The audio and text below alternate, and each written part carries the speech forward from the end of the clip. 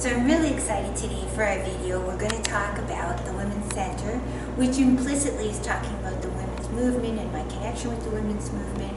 And I also wish to make sort of a parallel here. So while I'm talking about the Northern Women's Center, and I'll make mention of in my earlier life, I worked with the Sudbury Women's Center, and I did my PhD thesis on racism within the feminist movement and about a specific feminist organization. So I'm going to be talking specifically about those 3 or 4 organizations that I've had contact with, but I wish you to use your imagination and do a parallel that this is an advocacy place for women.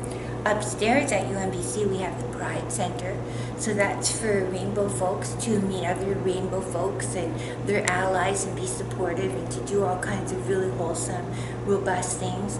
And we also have here at UMBC, there's the Indigenous Center. So I'm making a parallel. If we go back to our video about intersectionality and interdisciplinarity, that there's all kinds of organizations across the Western world that have kind of mapped out a specific zone of compassion and concern and courage and are forming coalition and forming solidarity and collecting knowledge and sharing knowledge and doing advocacy. So do all that parallel thinking while I'm talking about the UMBC Women's Center. So the UMBC Women's Center, to my knowledge, has existed for about 25 years. It's very tiny. It receives 0 funding from UMBC. We rely on our funding to come from gaming. It comes from NUGS, which is a student tuition little tag-on thing. It comes from donations, and intermittently we get little project funding to do particular things. So for example, I have had the wonderful support of Steven Spielberg and Carlene to help construct these videos for the Women's Center and for my course. And I've had the privilege and the honor for the last 20 years every summer to work with 1 or 2 or 3 students who are surprisingly not just social workers. They come from computer science, or they come from biology or geography. They come from very, very diverse backgrounds, not just social work. So I just wanted to say that. I've had that privilege. I always learn a lot from the summer students. I like to believe that I'm teaching them a lot. I like to believe that they further the mission of the Women's Center. So if I imagine those, let's say 2 students per summer times 20, so 40 students are out there in the world.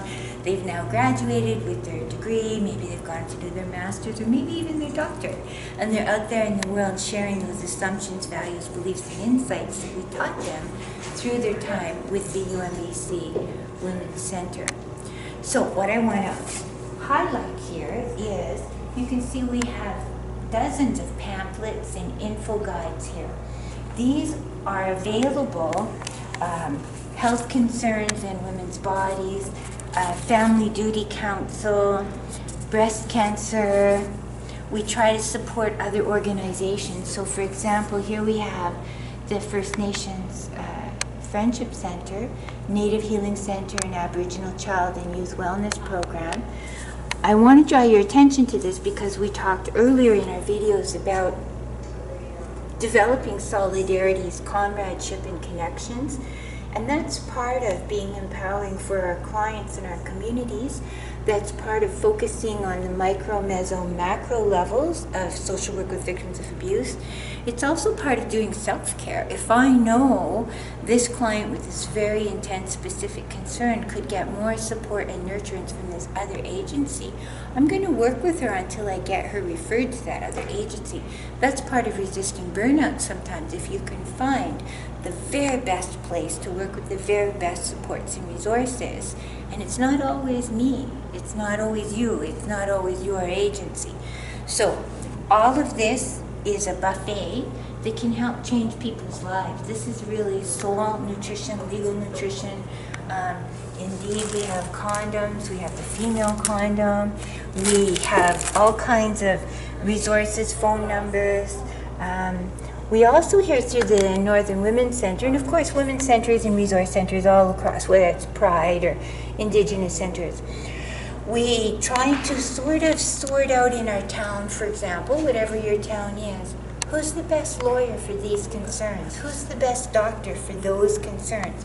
For this vulnerable or special or distinctive population, who's the best landlord, right? Sometimes there's things that we come to know in our communities.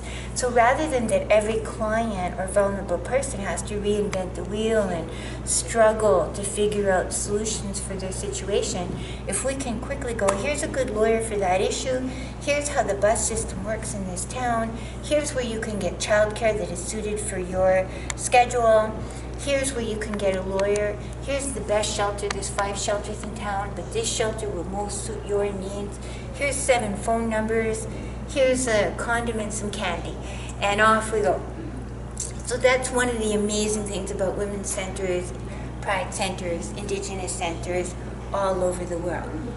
They are nodules. I see us all as kind of connected. If you think of Scotchgrass, they all kind of connect in some good, wholesome way. None of us should be competing. All of us should see ourselves as rooted into each other, connected in that good, wholesome, robust, strong way. We never want to be divided and conquered. We want to be connected and strengthened. I say that because sometimes our funders will set us up to compete against each other, or sometimes some agencies will have or take on a worldview of, we don't like that agency, we want to keep all our clients to ourselves, or other sort of strange patterns and beliefs and practices. Don't go there. If you want to be a really powerful advocate and supporter of social work with victims of abuse, be an ally, be a comrade, develop solidarity, share, take as much as you give. So if, for example, you invite someone in from another agency to come and do a lunch and learn for your client group or your community, make sure that you go and do a lunch and learn for them. Trade hours. If they do 4 hours of work for you, make sure you do 4 hours of work for them in the next year. Don't just take, always give. If you expect them to show up for your Take Back the Night or International Women's Day or December 6th ceremonies, make sure that you show up at least once for their event or their rally or their protest. Kind of what goes around comes around, and you want to be someone who goes around and comes around and is known as generous, effective, useful, and solid. Be that kind of helper. So I'm going to invite us to go into the Women's Center now.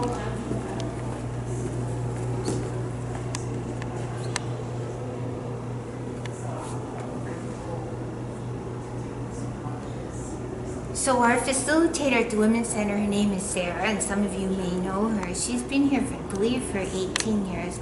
She's only paid for about 10 hours a week, and she's poorly paid. So I remind us of all of that, in that if you want to do your 3rd year practicum, your 4th year practicum, if you want to be on a board, if you want to be a volunteer, get involved with these kind of really small grassroots organizations. We desperately need your help. On that note, I want to say that my life was absolutely changed and turned around in amazing ways when I got involved with the Women's Resource Center in my previous community. And as this one is, you'll see in a few minutes, it's 20 feet by 20 feet, a tiny little place with similarly only 10 hours of wages for the one staff and very few resources. But those kind of agencies can be incredibly nutritious for people who've been hurt in whatever the way is. I remember being involved with the Women's Center in my previous community when I was very shy and very scared of everything, and I basically would go there and sit on the floor amidst the bookshelves and just read the books and borrow books, but I got to listen to other people and gradually came out of my place of fear and shyness and quietness. If you think of when you bring in a stray cat who's been feral and they hide under the couch for a week, that was the old me. The Women's Center got me involved in going to protests and rallies and doing fundraising and applying for grants and so on, and it gave me a lot of skills. One of the amazing things that you can get from these kind of small agencies is, because no one else is doing the grant proposal, you can do the grant proposal. And if you totally suck at doing grant proposals because you've never done one before, it's okay. You can fail all the time on all kinds of things and get back up on your feet and then succeed the next time around. That was one of my assets as I went forward in my career, to be able to say, hey, I've done grant proposals, I've done media releases, I've done volunteer celebrations, I've done newsletters, I've done events, because the Women's Center gave me those places and spaces to build my muscles.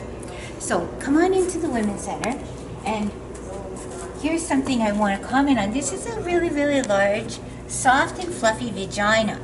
Of course, all of you recognize this as a vagina. Happy little vagina. And here, well, big in this case. And this is our clitoris.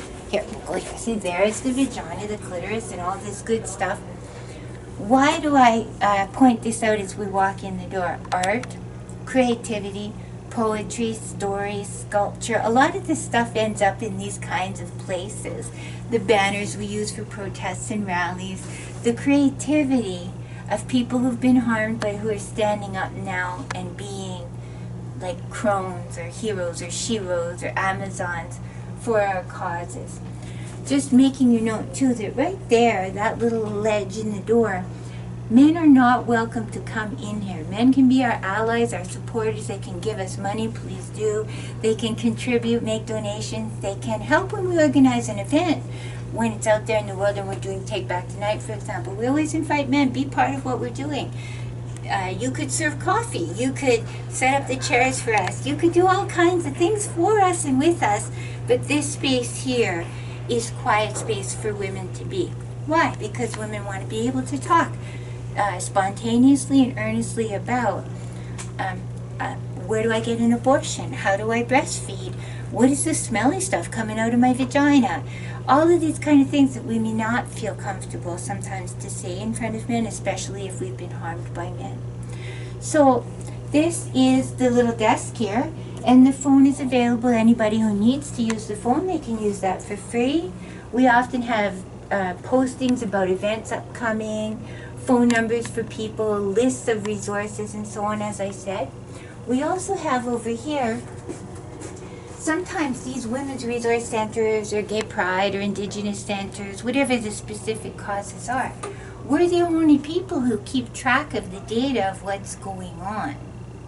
So sometimes people will tell me, if you ever want to make me completely lose my mind and come screaming into your face, say something like, women are equal now and all the issues have been solved because we're all feminists now.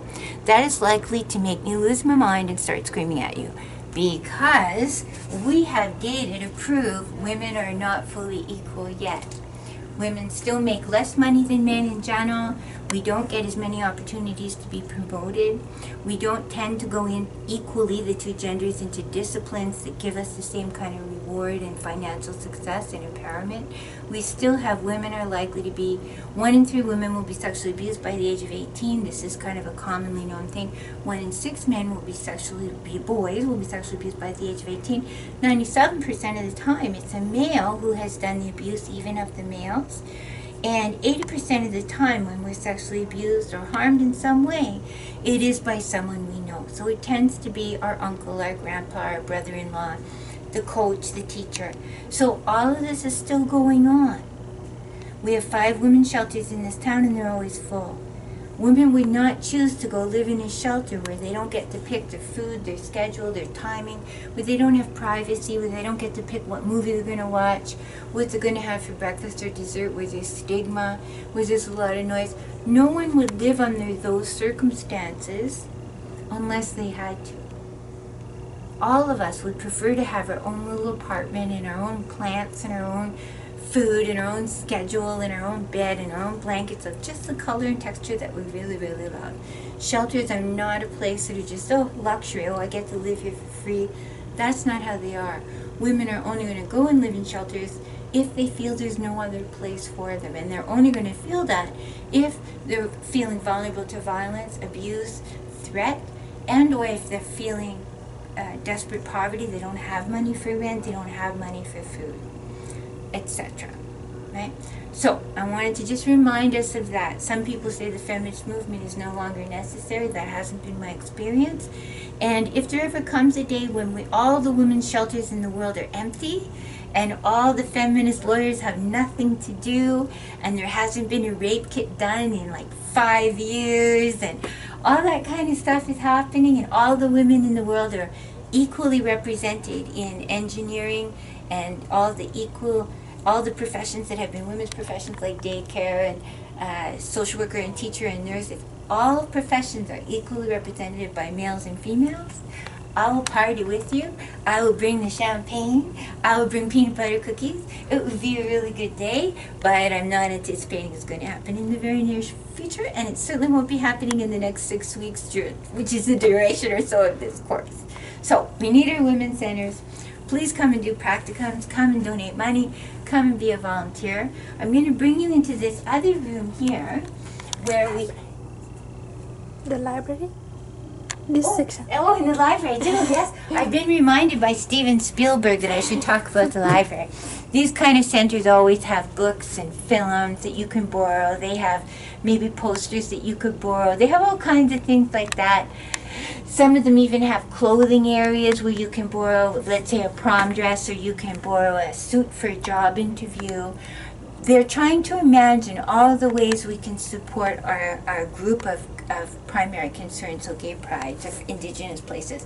They have all of these things. I know the Friendship Center downtown, one of the things they do is when school starts again, let's say the last week of August, they often have events where all kinds of young people can come and they get a free backpack, and they get free school supplies like pens and markers and notebooks and a coffee tin, and they get some stickers and special things, so when they start school in September they get to feel brand new and more equalized, maybe with settler kids who have that kind of stuff, who can afford that. So that's an example of how First Nations Friendship Centers, they do all these kinds of things and more and more and more. Each of these organizations, for the group they care about, they're always looking for what's one more thing we can do, what's one more thing that we need. They often have food. So if I go into the other area over here, we often have in these kinds of centers, we have coffee or cookies or some kind of treats. Often when there's events here on campus for people in suits who are professionals, and let's say the university pays for them to get veggie trays and meat trays and cookies and so on, at the end of the event we sneak in and take whatever's left over and we bring it here so they could have food. The Women's Center is open 24/7. So if a woman was, even she was doing her homework here on campus and then she missed the last bus and she didn't have taxi money, she can actually sleep here and feel safe. The security is right over here in the corner, and 24/7. This can be a very safe place. I often work on weekends and evenings because I'm kind of a nocturnal creature, and I've come here evenings and weekends, and I don't know, at least 10 times of a year of the last 20 years, I've seen one person sleeping here. Mm-hmm. So that when I've seen them sleeping here, I've been like, we are able to provide this safe place. Somebody, even if one time somebody had no place to sleep, and she ended up saying to some guy, hey, could I stay at your place because I can't get home? And she might be thinking she could be safe sleeping on his couch, but he might be thinking, hey, we're going to do an exchange here. You sleep at my house, I get to have sex. So by having women's resource centers all across the world, we are saving those women from those nights of feeling anxious, scared, upset, and feeling you have nowhere to go. So we have that sleep place, coffee, cookies, resources, library. We also even have toy libraries in many of these women's centers. Poor moms who have kids and they want to switch up some of the toys. We've got a basket over here of puzzles and Disney stuff and crayons and so on. And we're trying to always replenish those kinds of resources. So if a single mom comes in, she can just take some of that stuff home with kids. But maybe a year later, she drops some stuff back off. And we kind of keep on recycling it and keep it moving. We also have here just a place to sit and share and talk, just to hang out. So sometimes, let's say if you're an Indigenous woman and you were coming here from somewhere far away and you were very, very shy, like I was once, long, long ago, when I was just a bit of worthless trash and I had nothing and no one, you could just come here, take a book, sit down anytime, 24/7, and just look at your book and listen to other people and start to get a feel for the room and who's who, and maybe make a new friend. We have a lot of women here who come to UMBC who are coming here maybe from China, from Nigeria, from Sweden, from somewhere very far away where they may not feel yet that they belong, that they're seen, heard, cared about. Sarah's task as our coordinator is to introduce them to other people and kind of be like a 1950s hostess. So, Susan, have you met Tina? Tina's from Nigeria. Susan is from China, right? And get them chatting. Would you both like some cookies and coffee? I've got some. So this could be a thing that Sarah would do. And in a way, it seems like such a small thing, but if you're shy and scared and you feel entitled or underserved, you may not even have that sense of initiation and assertiveness of, I'm going to make friends. You may wish to, but where do you start? But once you've made 1 or 2 or 3 friends from here, you can build on that network. It's always a place any woman can come and ask really simple stuff like, where can I borrow a stapler from? Really practical, safe stuff. Where's copy services? Where's copy services? Exactly. All that kind of stuff. It's all available here. So I'm going to come over here and I'm going to have myself sit down in a nice red chair and talk a little bit more. Also, we organize things like Take Back the Night, International Women's Day, December 6th ceremonies, different events during the year, the 12 months of the year. And we try to take the knowledge from this specific community, of Prince George, 72,000 people. So let's say if we're talking about sexual abuse issues, there could be very specific things in every community that we need to know about and ponder. So there could be, at one point in the time I've been here in Prince George, at one point there was a lot of gang violence, and there was a lot of issue about girls getting into gangs, and once you're in, it's hard to get out, and you can be sexually abused, physically abused, you could be pimped, you can get onto drugs. So at that time, in this community, this women's center was making that a priority issue. And hearing the stories of the women here, and then, let's say at Take Back the Night or International Women's Day or December 6th ceremonies, sharing that grassroots data with the wider community of Prince George. So people could say that you get, Carlene's just reminded me of the Highway of Tears. So people could say, well, why do you need a women's center in Prince George? There's a women's center in Ottawa and there's one in Vancouver. That should be enough for the whole nation. And again, if you want to make me angry, that's the kind of thing you would say to me.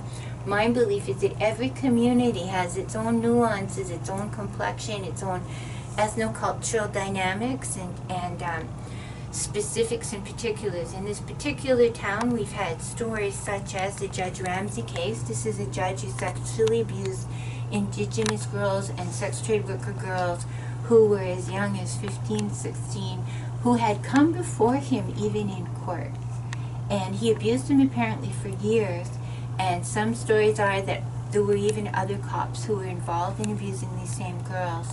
And apparently a lot of people knew. A place like the Women's Center is instrumental in getting those stories out, maybe helping those girls or women to start considering what their options might be, in cooperation with New Hope or the Friendship Center or the Legal Services. Elizabeth Fry, exactly. It's networking and solidarity, and each of us doing what we can within that context. We have the Judge Ramsey story, very famous. Google it, it'll depress you. We also have Prince George is known, and I'm focusing here on specifics and particulars of every community. We had here at one point the youngest serial killer in Canada. He had, we believe, sexually assaulted and murdered 3 different women, and some people have suggested there may even be more, a 4th, a 5th. And so we were able, when that was going through the court system, we were able to be supportive to the people who had experienced it, the family members. We were also able, at one point, he was being considered for parole, from my understanding, or being put into minimal security. A lot of people here were very shocked by that. Sarah and other advocates from here were able to very specifically and particularly take the data and say, we don't want Mr. Labrikoff, I think was his name, Lejbrikoff, we don't want him to be able to yet be out in the community. And here are some reasons why. One, he has never admitted to what he did. Even though he's in jail, I believe, for life, 25 years or longer, for 3 murders, and he's still saying he's a completely innocent man. So if he's not owning what he did, how could we ever trust him to be out in the wider world? And Sarah was able to do media releases, be on the 6 o'clock news, be available for radio interviews on that specific thing in our specific community. The other one that we're always very, very attuned to, and we're going to do a special video exclusively on the Highway of Tears.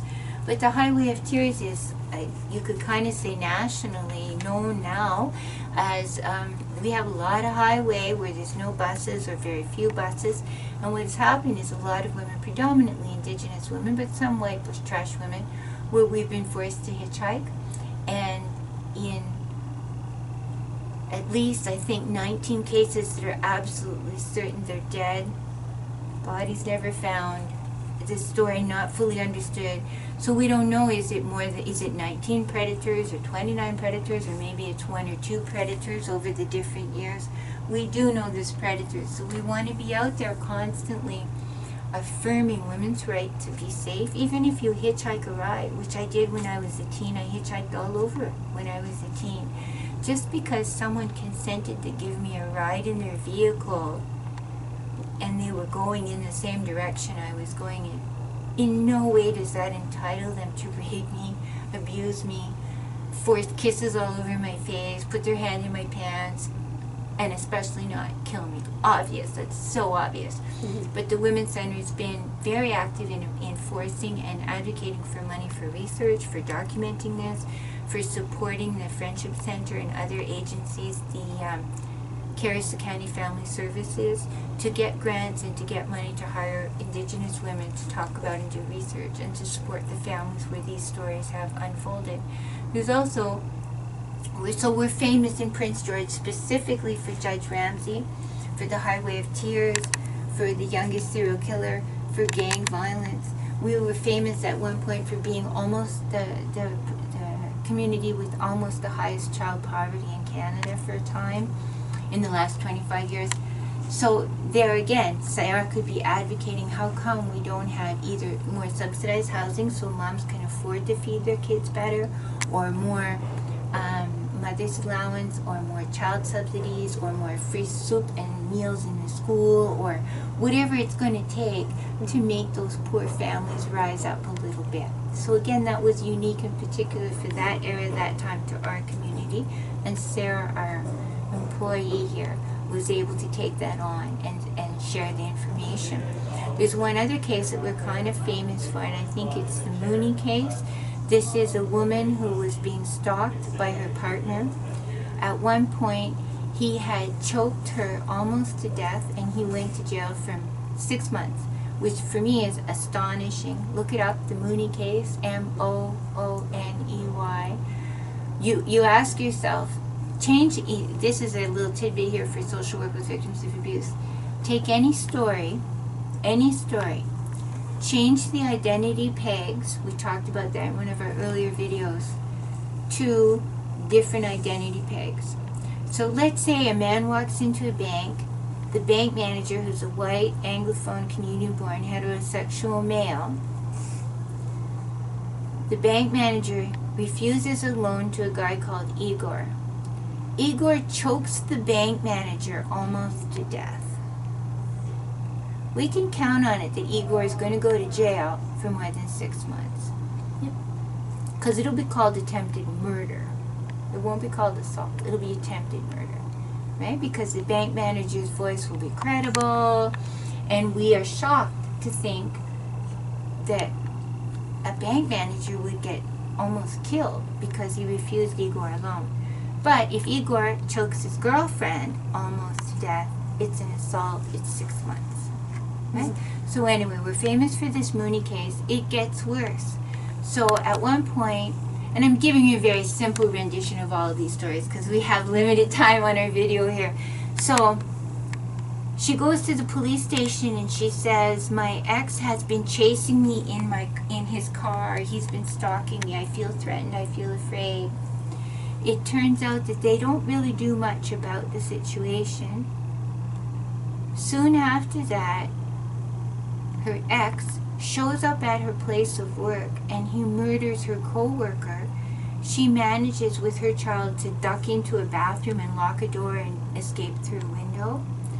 So the Mooney case is another famous one here in Prince George, in that it reminded us that the police could do better, they could step up better, and they could have saved a life. Had he been in our feminist world, in our ideal world with social work with victims of abuse, that had he been stopped sooner, we knew he was a violent offender, and we knew he was stalking.